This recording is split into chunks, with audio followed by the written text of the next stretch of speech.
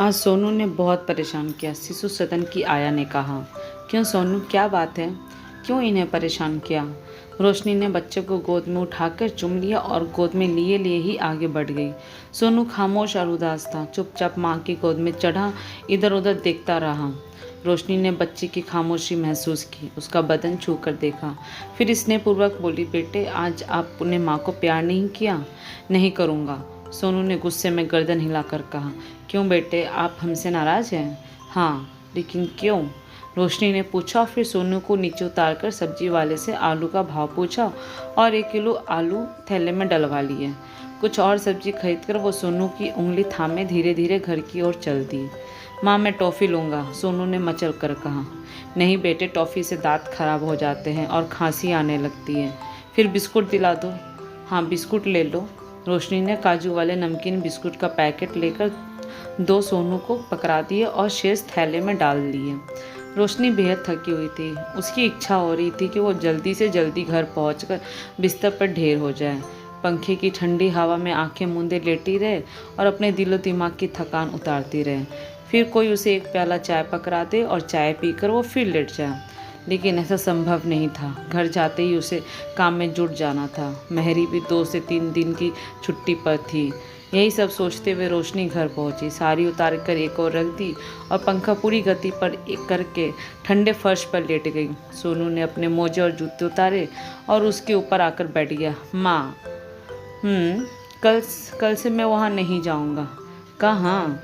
वहीं जहाँ रोज़ तुम मुझे छोड़ देती हो। मैं सारा दिन तुम्हारे पास रहूँगा, कहते हुए सोनू ने अपना चेहरा रोशनी के गाल से सटाकर लेट गया। फिर मैं दफ्तर कैसे जाऊँगी? रोशनी ने मुस्कुराते हुए कहा। मत जाइए, सोनू ने मुंह फुला लिया। फिर मेरी नौकरी नहीं छूट जाएगी? छूट जाने दीजिए, लेकिन कल मैं वहाँ नहीं जाऊँगा। अच्छा, मत जाना, रोशनी ने झुंझलाते हुए कह दिया। वादा? सोनू ने बात की पुष्टि करनी चाहिए। हाँ, देखूंगी, कहकर रोशनी अतीत में खो गई। नौकरी करने की रोशनी की बिल्कुल भी इच्छा नहीं थी। वो तो घर में ही रहना चाहती थी और घर में ही रहकर वो ऐसा काम ज़रूर करना चाहती थी जिससे कुछ आर्थिक लाभ होता रहे। शुरू में उसने अपनी यह इच्छा राज पर जाहिर की थी। सुनकर वे बेहद खुश हुए थे और वादा कर लिया था कि वे कोशिश करेंगे कि उसे जल्द ही कोई काम मिल जाए। सोनू 1.5 साल का ही था जब एक दिन राज खुशी से झूमते हुए आए और बोले, आज मैं बहुत खुश हूँ।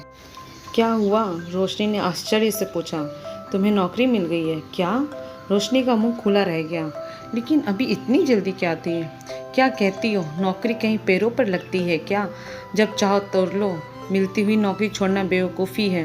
राज अपनी ही खुशी में डूबे बोले जा रहे थे। उन्होंने रोशनी के उतरे हुए चेहरे की तरफ भी नहीं देखा था। लेकिन राज, मैं अभी नौकरी नहीं करना चाहती हूँ।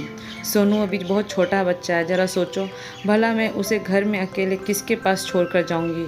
तुम इसकी चिंता मत करो, राज ने अपनी ही रौब में कहा। क्यों ना करूं? जब तक सोनू बड़ा नहीं हो जाता मैं घर से बाहर जाकर नौकरी करने के बारे में सोच भी नहीं सकती। कैसी पागलों जैसी बातें करती हो। नहीं राज, तुम कुछ भी कहो, मैं सोनू को अकेले, मेरी बात तो सुनो। आजकल कितने ही शिशु सदन खुल गए हैं। वहाँ नौकरी पेशा महिलाएं अपने बच्चों को सुबह छोड़ जाती हैं और शाम को वापस ले जाती हैं। राज ने मुस्कुराते हुए कहा। नहीं, मैं अपने बच्चों को अजनबी हाथों में नहीं सौंपूंगी, रोशनी ने परेशान से स्वर में कहा। सोनू वहाँ अकेला थोड़ी ही होगा। सुनो, वहाँ तो 3-4 महीने तक के बच्चे महिलाएं अपने छोड़ जाती हैं। क्या उन्हें अपने बच्चों से प्यार नहीं होता? रोशनी के सामने कुर्सी पर बैठा राज उसे समझाने की कोशिश करता रहता है। लेकिन क्या? राज ने झुंझला कर कहा। रोशनी अभी भी असमंजस में पड़ी थी। भला 1.5 साल का सोनू उसके बिना सारा दिन अकेले कैसा रहेगा? यही सोच सोच कर वो परेशान हुई जा रही थी। तुम देखना, 4-5 दिन में ही सोनू वहाँ के बच्चों के साथ ऐसा हिल मिल जाएगा कि फिर घर आने का उसका मन ही नहीं करेगा, राज ने कहा। लेकिन रोशनी का मन ऊहापोह में ही डूबा रहा। वो अपने मन को व्यवस्थित नहीं कर पा रही थी। सोनू को अपने से सारे दिन के लिए अलग कर देना उसे बड़ा अजीब सा लग रहा था। जब पहले दिन रोशनी सोनू को शिशु सदन छोड़ने गई तो वो इस तरह बिलख बिलख कर रो रहा था कि रोशनी की आंखें भर आई थी। राज उसका हाथ पकड़कर खींचते हुए वहाँ से ले गए थे। दफ्तर में भी सारा दिन रोशनी का मन नहीं लगा था। उसकी इच्छा हो रही थी कि वो सब काम छोड़कर अपने बच्चे के पास दौड़ी जाए और उसे गोद में उठाकर सीने से लगा लें। कितना वक्त लगा था रोशनी को अपने आप को समझाने में। शुरू में वो यह देखकर संतुष्ट थी कि सोनू जल्दी ही और बच्चों के साथ हिल मिल गया था, लेकिन इधर कई दिनों से वो देख रही थी कि सोनू जैसे जैसे बड़ा होते जा रहा था कुछ गंभीर दिखने लगा था। वो जब भी दफ्तर से लौटती तो देखती कि सोनू सड़क की ओर निगाहें बिछाए उसका इंतजार कर रहा होता है। अपने बेटे की आंखों में उदासी और सोनापन देखकर कभी कभी वो सहम सी जाती। दरवाजे की घंटी बजती है तो रोशनी की नींद्रा टूटी। सोनू को उसके चेहरे पर ही अपना चेहरा टिकाए सो गया था। उसे धीरे से उसने बिस्तर पर लिटाया और जल्दी से गाउन पहनकर दरवाज़ा खोला तो राज ने मुस्कुराते हुए पूछा, क्या बात है, आज बड़ी थकी थकी सी लग रही हो।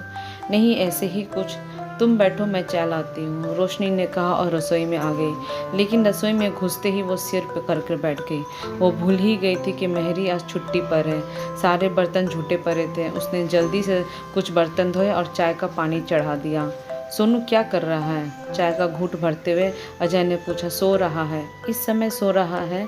सुनकर राज को आश्चर्य हुआ। हाँ, शायद दोपहर में सोया नहीं होगा, रोशनी ने कहा और फिर 2 क्षण रुककर बोली, सुनो, आज सोनू बहुत परेशान था। उसने मुझसे ठीक से बात भी नहीं की, बहुत गुमसुम और गंभीर दिखाई दे रहा था। क्यों? राज ने हैरानी से पूछा। कह रहा था कि मुझे वहाँ अच्छा नहीं लगता, मैं घर पर ही रहूँगा। दरअसल वो चाहता है कि मैं सारा दिन उसके पास रहूँ, रोशनी ने झिझकते हुए कहा। राज थोड़ी देर सोचते रहे, फिर बोले, तुम खुद ही उससे चिपकी रहना चाहती हो? क्या कहा तुमने? रोशनी के अंदर जैसे भग से आग जल उठी। मैं उसकी माँ हूँ, दुश्मन नहीं, फिर तुम्हारी तरह निर्दयी भी नहीं हूँ, समझे? शांत, गुस्सा मत करो, जरा ठंडे दिमाग से सोचो, इसके अलावा और कोई हल है इस समस्या का? खैर छोड़ो इस बात को, तुम जल्दी से तैयार हो जाओ, साहब के लड़के के जन्मदिन पर देने के लिए कोई तोहफा खरीदना है। तुम चले जाओ, आज मैं नहीं जा पाऊंगी, रोशनी उठते हुए बोली। तुम्हारी बस यही आदत मुझे अच्छी नहीं लगती, जरा सी बात पर मुंह फुला लेती हो। उठो, जल्दी से तैयार हो जाओ। नहीं राज, मुंह फुलाने की बात नहीं है, काम बहुत है, मेहरी भी छुट्टी पर है, अभी कपड़े भी धोने हैं। अच्छा फिर रहने दो, मैं ही चला जाता हूँ। रोशनी चाय के बर्तन समेट कर जाने लगी तो राज ने फिर पुकारा, अरे सुनो। अब क्या है? उसने मुड़कर पूछा। ज़रा देखना कोई ढंग की कमीज है पहनने के लिए। तुम उसकी चिंता मत करो, रोशनी ने कहा और अंदर चली गई। राज ने चप्पलें पैरों में डाली और फिर बिना हाथ मुंह धोए ही बाहर निकल गया। रोशनी ने सोनू को उठाकर नाश्ता कराया और फिर उसे खिलौने के बीच में बैठा दिया। घर भर के काम से निपट कर रोशनी खड़ी हुई तो देखा घड़ी में 12 बज रही है। कमरे में आई तो देखा कि राज और सोनू दोनों फर्श पर गहरी नींद में डूबे हुए हैं। वो भी बत्ती बुझाकर सोनू के बगल में लेट गई। शीघ्र ही गहरी नींद ने उसे आ घेरा। सुबह शिशु सदन जाने के लिए तैयार होते वक्त सोनू फिर से बिगड़ने लगा। मैं वहाँ नहीं जाऊँगा, मैं घर में ही रहूँगा। बगल वाली चाची को देखो, सारा दिन घर में रहती है, लवली को वो हमेशा अपने पास रखती है और तुम मुझे हमेशा दूसरों के पास छोड़ देती हो। तुम गंदी माँ हो, अच्छी नहीं हो, मैं वहाँ नहीं जाऊँगा। हम आपके लिए बहुत सारी चीज़ें लाएंगे, जिद नहीं करते सोनू बेटा। फिर तुम अकेले तो वहाँ नहीं होते, वहाँ कितने सारे तुम्हारे दोस्त होते हैं, सबके साथ खेलते हो, कितना अच्छा लगता होगा, रोशनी ने समझाने के लहजे में कहा। नहीं, मुझे अच्छा नहीं लगता, मैं वहाँ नहीं जाऊँगा।